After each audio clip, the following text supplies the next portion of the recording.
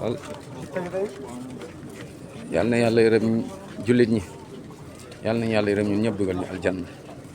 mbokk yi nañu moytu lépp loo xam ne day tax yàlla mere ñu bal day tax ñu am mbugalu bàmmeel waaye mbugal yowmal xiyaama bokk na ci mooy bokkaale yàlla nga yaakaar ni njariñ ak lor ci keneen nga koy amee ku dul yàlla. boo deewaalee ci bokkaale xamal ne yow c'est fini. aljanna moom xaraam na ci yow doo mës a dugg aljanna. innahu man yushrik billah faqad harrama allahu alayhi aljanna te nag wa ma'waahu naar wa ma lizzalimina min ansaar yàllaa ko wax demal ci suratul maida.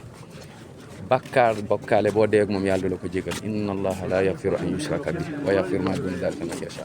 kon jàngal nga xam bul xool mbooloo nit ñu bari ñu ngi koy def ñu bari ñu ngi koy def lii laa juddu fekk samay waajur déedéet fii wéetal yàlla rek a fay njëriñ.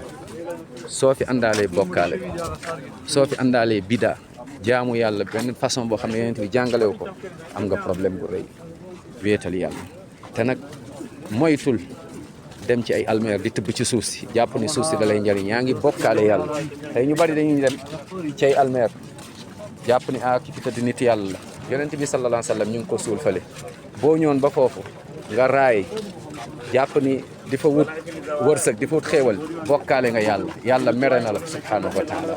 te boo dee ci loolu doo dugg aljanna subhanallah. kon dem ci bàmmeel wala fu ñu suul kuñ mën a suul tibb foofu wala boog di ko raay wala boog tibb ci suuf si wala jël ci xeer bi jàpp ni daa am lum lay njariñ da lay protéger wala nga yóbbu ko sa kër suul ko wala dugal ko sa oto loolu lépp yaa ngi bokkaale yàlla mere na la rëbb na la.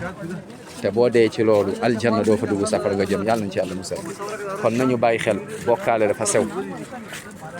dafa sew nañu jàng suñu diine bu la kenn nax jàngal sa diine nga xam kan mooy yàlla nga wéetal ko xam kan mooy yonent bi sallallahu alayhi wasallam nga topp ko xam lan mooy diine l'islam nga nekk ci ndax bàmmeel ñett yooyu lañ lay laaj.